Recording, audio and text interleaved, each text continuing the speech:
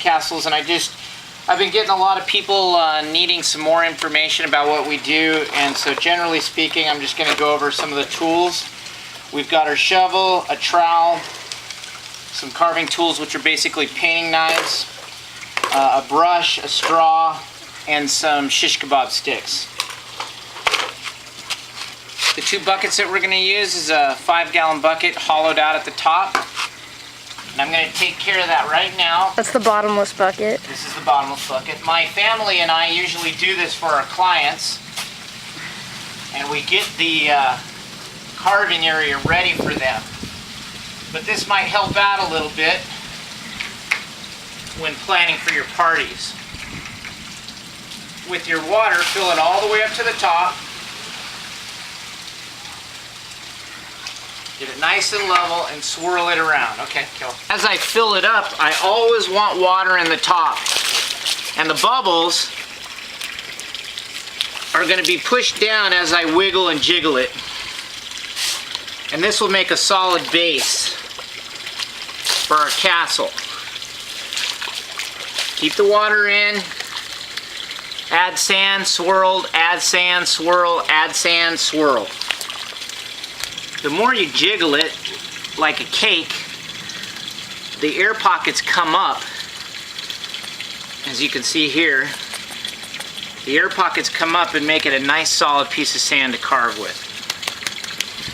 Now I'm going to take the rest of my water and put a bunch of sand in it to make mud so that I can hand stack the rest for this.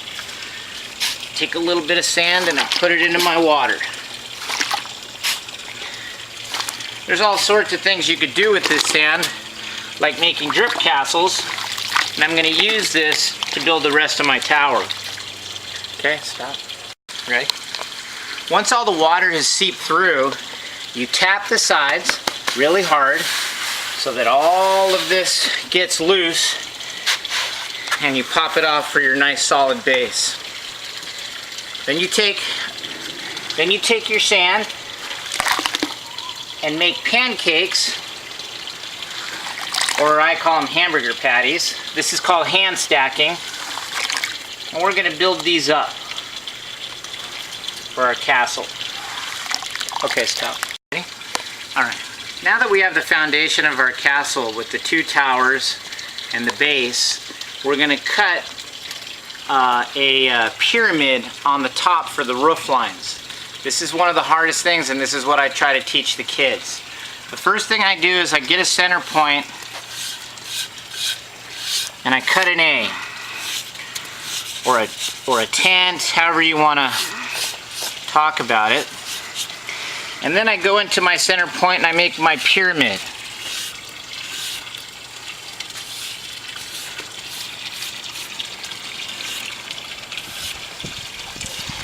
So once again, I cut an A from a center point, and then I make a pyramid.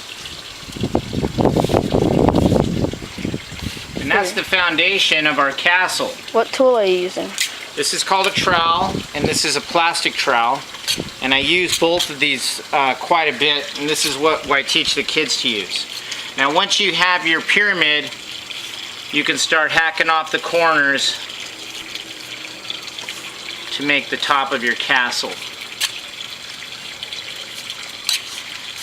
Over the years, I've learned that the kids are very effective with the paintbrush, and they paint their roof line smooth,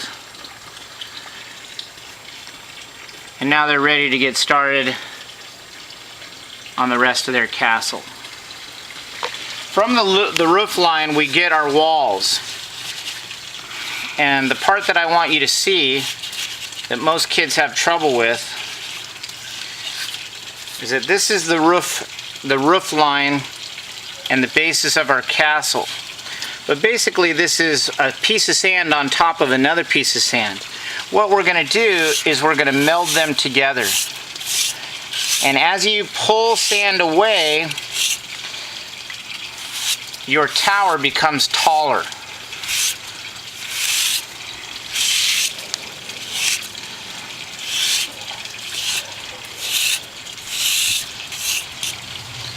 So essentially this is what we start with, and then my assistants and I help our guests create more detail, stairs, and we just continue to build on from this basic structure.